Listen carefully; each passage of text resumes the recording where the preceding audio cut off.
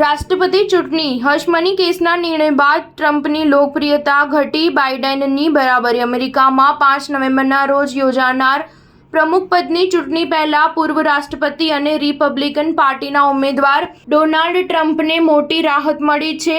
જોર્જિયાની એક અપીલ કોર્ટે સત્તાવાર રીતે ટ્રમ્પની ચૂંટણીમાં હસ્તક્ષેપના કેસની સુનાવણી 6 ઓક્ટોબર સુધી મુલતવી રાખી છે।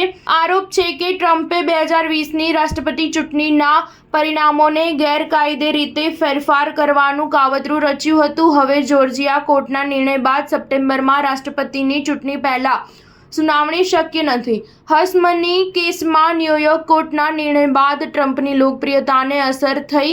એક સર્વે મુજબ ટ્રમ્પ અને બાઇડેનની લોકપ્રિયતા વચ્ચેનો તફાવત ઘટીને 1% થયો છે। ટ્રમ્પ લોકપ્રિયતામાં બાઇડેન કરતાં 3%ના અંતરથી આગળ હતા, જે હવે બરાબરીના સ્તરે પહોંચી ગયા છે। સર્વેમાં સામેલ 53 વર્ષીય રિપબ્લિકન સમર્થક ટાબોરનું કહેવું છે કે કોર્ટના નિર્ણય બાદ ટ્રમ્પ પર ભરોસો રહ્યો નથી। તે જ સમયે ડ્રગ એડિક્ટ્સ અને જેલમાં સજા ભોગવીને પાછા ફરેલા લોકો માટે કામ કરતી જેમી બેકવિથ કહે છે કે ટ્રમ્પ દોષિત છે, તેથી મેં તેમને મત ન આપવાનો નિર્ણય લીધો છે। હશમની કેસમાં દોષિત જાહેર થયા બાદ ન્યૂયોર્ક પોલીસ ટ્રમ્પનું ગન લાયસન્સ રદ કરવાની તૈયારી કરી રહી છે। અમેરિકી કાયદા હેઠળ દોષિત ગુનેગારોને હથિયાર ખરીદવા અથવા રાખવાની મંજૂરી નથી, જો કે તેઓ તેમના બંદૂકના માલિકી અધિકારોને ફરી પ્રાપ્ત કરવા માટે ન્યૂયોર્કમાં અરજી કરી શકે છે। ઉલ્લેખનીય છે કે ટ્રમ્પ બંદૂકના અધિકારના કટ્ટર સમર્થક અને નેશનલ રાઇફલ એસોસિએશનના ઉમેદવાર છે। ટ્રમ્પે અગાઉ કહ્યું હતું કે તેમની પાસે હેન્ડગન છે